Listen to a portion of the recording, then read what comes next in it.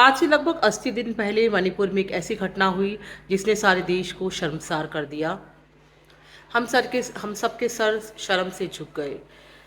मुझे इस घटना को बार बार रिपीट करते हुए बोलते हुए भी ठीक नहीं लगता है, लेकिन अगर कुछ लोगों को नहीं पता है तो उनके लिए जानकारी के लिए बता दूं कि मणिपुर में 3 महिलाओं को, जिसमें से एक 18 साल की लड़की थी, एक 52 साल की महिला थी और एक और महिला थी 30s में थी। उन तीनों को निवस्त किया गया और उन्हें पूरे सड़कों पे घुमाया गया और उनमें से जो 18 साल की लड़की थी उसके साथ गैंग रेप किया गया। ज्ञात हो कि ये सब पुलिस वालों के आंखों के सामने हुआ और ये पहले तीनों महिलाएं जो थी ये पुलिस के ही संरक्षण में थी, लेकिन ये जो उग्र भीड़ इनकी तरफ आई तो पुलिस ने उनको उस उग्र भीड़ के हवाले कर दिया, बिकॉज कहा जाता है कि उनके पास अत्याधुनिक हथियार थे, राइफल्स थी।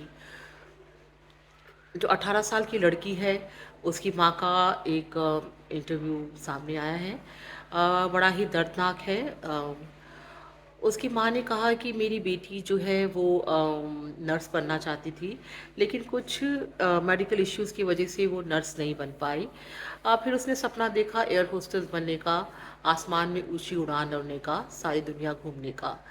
वो इसी की तरफ आगे भी बढ़ रही थी, लेकिन उसके साथ ये हादसा हो गया। वो 18 साल की लड़की जिसके सारे सपने चूर हो गए, आज मेंटली, फिजिकली, इमोशनली पूरी तरीके से वो टूट चुकी है। माँ का कहना है कि मेरे में खुद ही हिम्मत नहीं है कि मैं उससे बात करूं या उससे मिल सकूं या उसका दर्द कम कर सकूं। मेरे पास इतनी हिम्मत ही नहीं है कि मैं उसके साथ नज़रें मिला सकूं।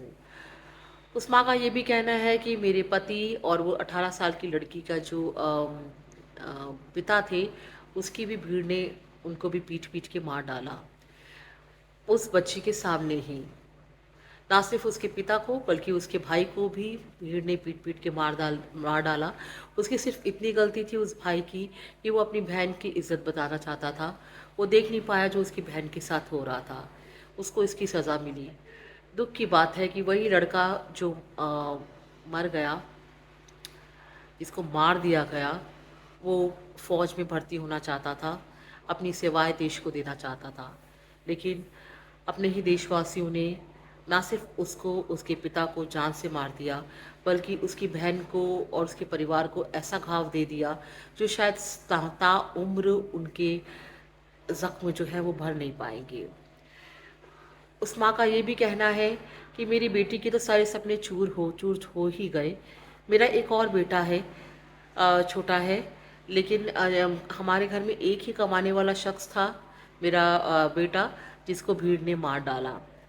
उसने कहा कि रोज़ मीडिया आती है और रोज़ रोज़ वही कहानी को दोबारा तिबारा 1000 बार बता बता के मैं थक गई हूँ, मेरे पास और हिम्मत नहीं है। उस माँ ने ये भी कहा कि अगर ये वीडियो वायरल नहीं होता तो क्या हमें इंसाफ नहीं मिलता। उनका कहना था कि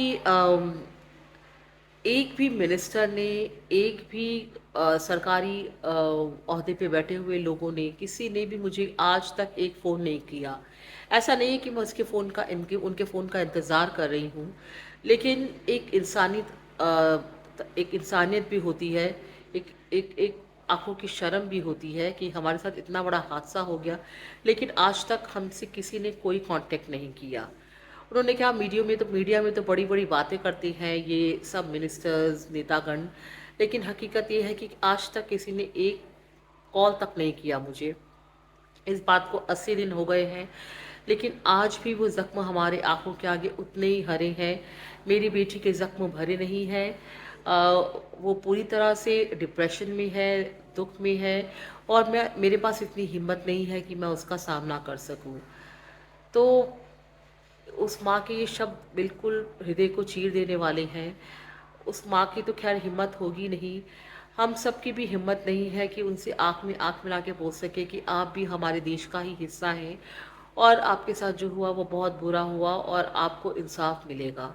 और जब तक उस बेटी को इंसाफ नहीं मिल जाता, तब तक ये लड़ाई जारी रहनी चाहिए। Thank you.